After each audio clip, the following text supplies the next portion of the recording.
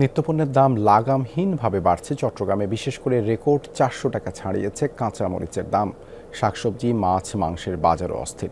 চাঁদাবাজি বন্ধের কোনো সুফলই মিলছে না। এজন্য বন্যা এবং সরবরাহ স্বল্পতার অজুহাত দিচ্ছেন বিক্রেতারা, আর তদারকি ঘাটতিকে দুষছেন ভোক্তারা। কালার এক্সপার্ট, জর্জ স্যাপ এবং মাইল্ড অন হ্যান্ডস টেকনোলজি সমৃদ্ধ অরিক্স ক্রিস্টাল ওয়াশ আপনার লন্ড্রি এক্সপার্ট।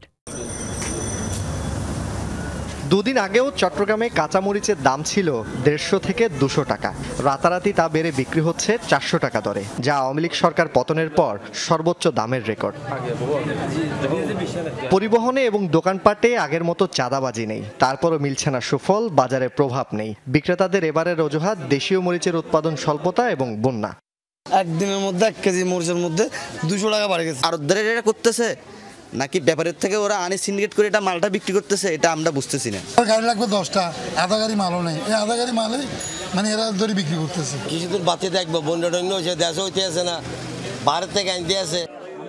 সবজির বাজারও চড়া। কেজিতে 10 থেকে 20 টাকা বেড়েছে প্রায় সব সবজির দাম। পাশাপাশি চাল, আলুসহ নিত্যপণ্যের দামও ঊর্ধ্বমুখী। সবজির রেট আগের চেয়ে অনেক বেশি হাই। 60 টাকা, 70 টাকা, 80 টাকা, 100 টাকা, এভাবে যা মানুষের নাগালের বাইরে। প্রতি কেজিতে 20 টাকা 25 টাকা বাড়তে এখন বাজারে কোনো মাল নাই। ওরা এখন বলতেছে যে বন্যার কারণে নাকি বেড়ে যাচ্ছে। আসলে আমরা যারা মধ্যবিত্ত পরিবার আছি, আমাদের জন্য সবকিছু কষ্টসাধ্য হয়ে পড়ে। বন্যার অজুহাতে মুরগির বাজারও অস্থির।